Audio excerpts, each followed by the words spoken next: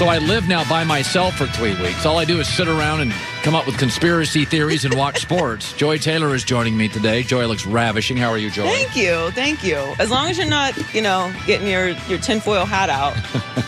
You're not a big conspiracy. You are a big theory person, but not with so much the conspiracy. I keep the con out of my theories. I'll be on Joy's podcast later today, by the way. Yes, yeah. Go subscribe because you're not going to want to miss it. Right now. So let me start. I want to talk about ego. I, of course, do not have one, but let's discuss it. Story today, Mike Silver, NFL reporter guy. NFL Network reports 1/3 of the NFL has called the Seattle Seahawks about Russell Wilson. The starting point is 3 first-round picks. This, of course, would not happen unless teams felt Russell Wilson is available. This is now the 4th story in 3 weeks leaking about Russell Wilson being unhappy. Isn't the rule in the NFL, when your quarterback is great and in his prime, just make him happy? New England forgot about that. Now they stink and Brady's winning Super Bowls. It's funny. We celebrate ego in every other sport. Think about this. In the NBA, Russell Westbrook, my best friend's the ball. It kind of makes him quirky and likable. I mean, Kevin Durant, burner account Twitter. Kind of makes him more interesting. In the NBA, Michael Jordan's documentary, he mocked people. And we're like, God, I love Michael. I love him more now than ever. We're okay with NBA stars having an ego. International soccer stars, Ronaldo, Messi, they got tax evasion problems. They got personality issues. They bounce from European team to... It's kind of part of their appeal. They're superstars. In baseball, home run hitters. I grew up with Reggie Jackson, Sammy Sosa, Manny Ramirez. It's okay to be quirky. It makes them more appealing, makes them bigger stars. UFC or boxing, like Conor McGregor. Well, of course he has to build his ego up. Of course boxers have to be a little out there. But if an NFL quarterback shows just a little ego or a little want with personnel or play calling, whoa. I want you to think about this. Aaron Rodgers makes $35 million a year. He's good looking. He dates celebrities. I think he owns like a hedge fund. He's the biggest star in his state. Aaron doesn't get a little ego? We got to draft Jordan Love to make sure Aaron Rodgers fits into our little box. Russell Wilson. Have you seen his wife? She's the best looking human on the planet. He makes $35 million. Biggest star in Seattle. He can't get a say in play calling? He can't have a little say in who you hire as your offensive coordinator? Why don't we celebrate egos everywhere else, which I'm okay with. The guy's great in his prime. Let him have an ego. Let her have an ego. But if a quarterback doesn't fit into a box and you can't control... I used to work at a company like this. ESPN was just paralyzed by anybody having an ego. You know what happened? All those guys and gals with egos left, and it's not the same company. How about just when people are great in their prime, they may be different. Howard Stern's a little different. He sees the world differently. Aaron Rodgers is a little different. It's okay. Soccer stars, UFC stars, home run hitters, NBA stars. We embrace it. We celebrate it. They're quirky. They're out there. But God, the Green Bay Packers can't totally control Aaron Rodgers. And Russell Wilson wants to have a say in the play calling and the schematics and the play design. And you understand Russell Wilson's not happy, right? Stories get out when somebody wants them out.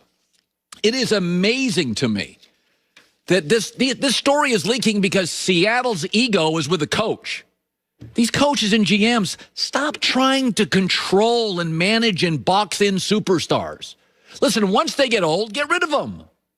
But I want my quarterback when he goes into battle. I want my UFC fighter. I want my home run hitter. I want my NBA star to be a little delusional. A little delusional. I remember one time talking to somebody who was friends with Derek Jeter. And one night I was in Tampa, this was years and years ago, and Derek Jeter walked into a steakhouse with about 6 guys. And I told my friend about this, and he had covered Jeter for years in Tampa in spring training where the Yankees hosted. And he said, Jeter's whole theory is he doesn't want anybody giving him negative thoughts during the season because it's such a thinking sport. And he hangs around guys that make him feel good about himself. And they're kind of yes men. And they're really positive. He doesn't want cynical friends. He doesn't want critical friends. He wants a good vibe during the season because baseball's such a mental sport. And I'm like, I'm down with that. I get it. I don't want Derek Jeter doing, oh my God, can I hit the hurt? Oh my God, yesterday I went 0 for 4. I want Derek Jeter confident at the plate with 2 runners on, 7th inning tie game against the Red Sox at Fenway. NFL GMs, coaches, owners. Bruce Arians embraced Brady. He let Brady have a say. He let Brady dial up a play. He took some of Brady's leadership and said, I'm going to let go of myself a little and give Tom more of the offense. Result, Super Bowl. God, Seattle, lighten up. You're never going to get anybody as good as Russell. Like, that's it, right? Best player, franchise history. And they've had good players. He's the best ever. Take care of him. Make him happy. Suppress your ego. Let him have one. All right, LeBron James. I love this.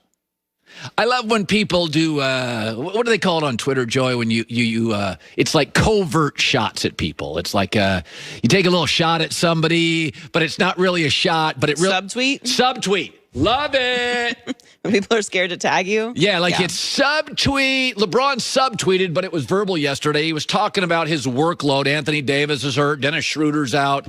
And LeBron now leads the NBA. I'm not joking here.